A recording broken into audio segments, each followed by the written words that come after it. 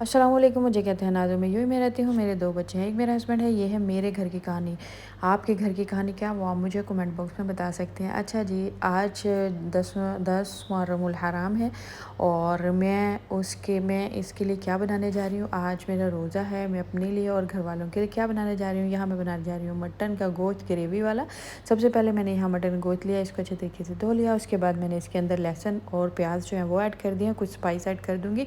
खड़ा मसाला जो मैं पहले ऐड करूँगी ताकि अच्छे तरीके से गल जाए, और बाकी जो है वो कुटा हुआ जो मसाला है वो बाद में ऐड करूँगी। खड़े मसाले में मैंने इसके अंदर ऐड किया है दालचीनी, मोटी इलायची, ज़ीरा और सफ़ेद मिर्च, और साथ में मैंने इसके मोटी मिर्च भी ऐड की है, रेड वाली लाल वाली, ठीक है। और अभी जो है गल चुका है गोश्त।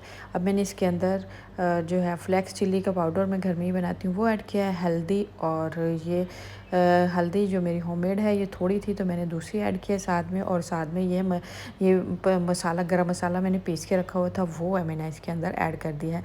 अच्छा जी, ये अभी मैं दूसरे पैन में इसको कन्वर्ट कर लूँगी। यहाँ मैंने इसके अंदर ऐड कर दिया है इसको, और अभी जो है मैं इसके अंदर ये चिल्ली जो है वो मैंने स्प्लिट करके डाल दी है।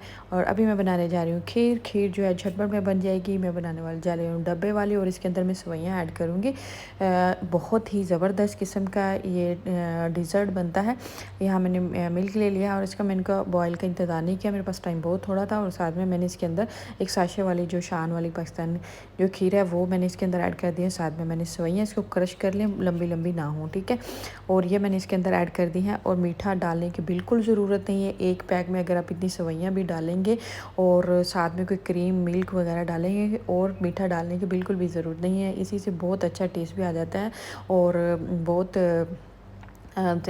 ज़्यादा शुगर नहीं रहती। अच्छा जी, ये देखें, ये मेरा चूल्हा ख़राब हो चुका है, मैंने इसको कवर कर दिया और मैं ख़ुद बर्तन धोने लगी। जब देखा तो सारा जो है मिल्क वो बॉयल हो गए, सारा जो है मेरा चूल्हा ख़राब हो चुका था। अभी मैं इसकी सफाई करूँगी। इसकी सफाई करने के बाद जो है मैं आपको दिखाती हूँ गोश्त की रेसिपी, और दोबारा मैं इसको थोड़ी देर रखूँगी पकने के लिए। खीर को पकने के लिए मैं रख दूँगी, ठीक है जी। अभी मैंने इसको अच्छे तरीके से साफ़ कर लिया है, इतने अच्छे तरीके से नहीं किया, बस जल्दी कि खाना बन जाए, उसके बाद मैं इसे चूल्हे को साफ़ कर लूँगी। अच्छा जी, अभी मैंने इसको, मेरा गोश्त रेडी हो चुका है और इस पर मैंने लगा दिया है गार्निश के लिए मैंने इसको धनिया और अदरक डाल दिया है। और ये जी मेरी खीर है, इसको मैंने ठंडी होने के लिए रख दिया था और ये तकरीबन ठंडी हो चुकी है। और इसको गार्निश कर दिया मैंने बादाम से, अगर आपके पास जो कुछ भी है उसी से कर ले। और ये नान मैंने आज मंगवाए थे इसके खाने के लिए। अच्छा, मेरे बच्चे नान शौक से खा लेते हैं, रोटी इतनी शौक से खाते नहीं। आई होप कि आपको मेरी रेसिपी पसंद